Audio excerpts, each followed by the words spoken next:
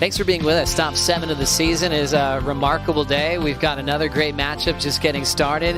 Kanoa Igarashi having one of the best years of his career so far, representing Japan.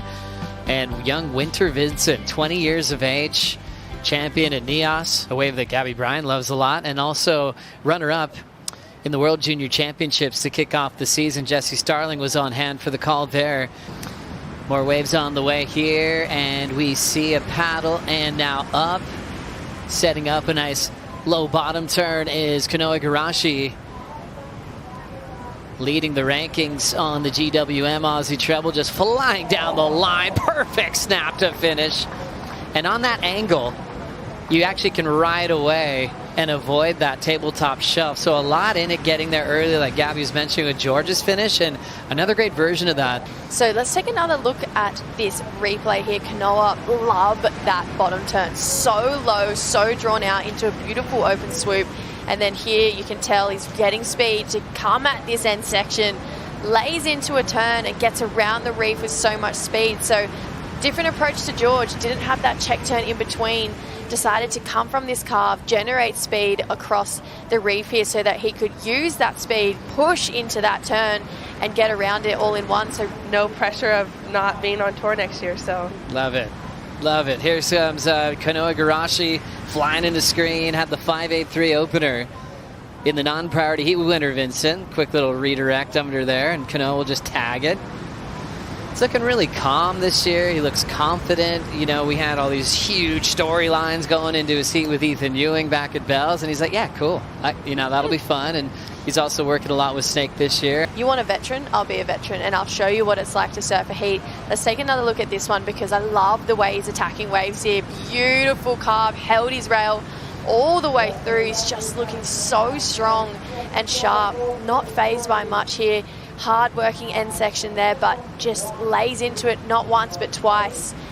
Still plenty of water coming. He'll be battling it out on the Challenger Series as we now see W.Vincent come off his board in the matchup with Kanoa Igarashi.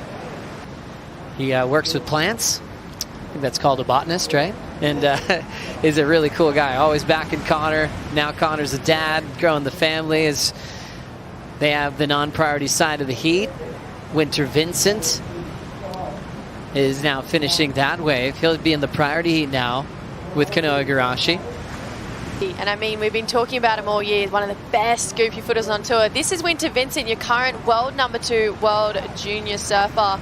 Comes up and hits that second section, so a bit of a mid-size wave. Gets 2 clean turns off. What I'm thinking... And now a nice takeoff, super clean from Kanoa Igarashi.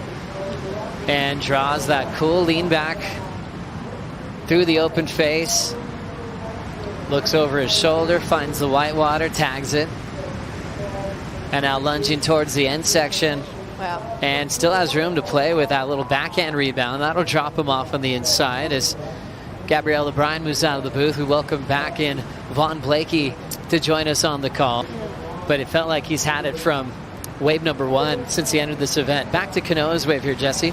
Yeah, Kanoa, so much speed here, lays into that turn. How's the way he drove through just that extra 10% at the end there. Comes back around to finish this roundhouse. Big looking end section here, generates speed, and he is just so in flow with this wave. Can't really see a positive end out of that section. It was just too big, too powerful. Getting into this one is Kanoa Igarashi, leading the GWM Aussie Treble. He'll throw down the frontside slice and just running out of wave on the live rankings in a must-win situation. Connor O'Leary's dropped to 20th, so he's right there as well. Intense heat for those two. Locking into a solid one and setting up a nice first wrapping cutback. W.Vincent steps off. I feel like he only really got his year started at Bell's and then followed it up at Snapper, but hopefully he can get the job done. Kanoa Igarashi like the look of this right, using priority to set up a nice opening hook, using a lot of that rail. Pushing out into a foamy part of the wave. It's gone a little bit slopey on him, but he's hanging in there. We'll get another cruisy little wrapping turn. Low scores of 5.83. And still looks connected. Winter-Vincent's best scores in the 4 range, so Kanoa would still be feeling really comfortable at this moment. In the first stages of it to get a couple of mid-range scores, but he applies the pressure with a 7.33 off the bottom.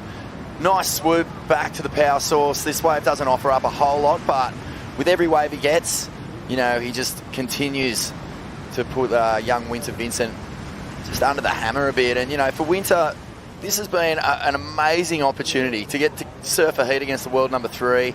I spoke to his coach, Mick. This is what you're surfing for. These are the heats you're going to want to be a part of, and if you feel nerves, you got to turn it into a good thing. Pressure is a privilege, and you want to feel it at the highest level. Coasting into a wrap. Winter-Vincent now drawing off a big section, spending some time up there and trying to really surf that section up. It's really hard to attack it at this size, and we'll wait to see if Kanoa will be at the box or at main break for the round of 16. Things will continue. Connor and Liam will be the priority heat.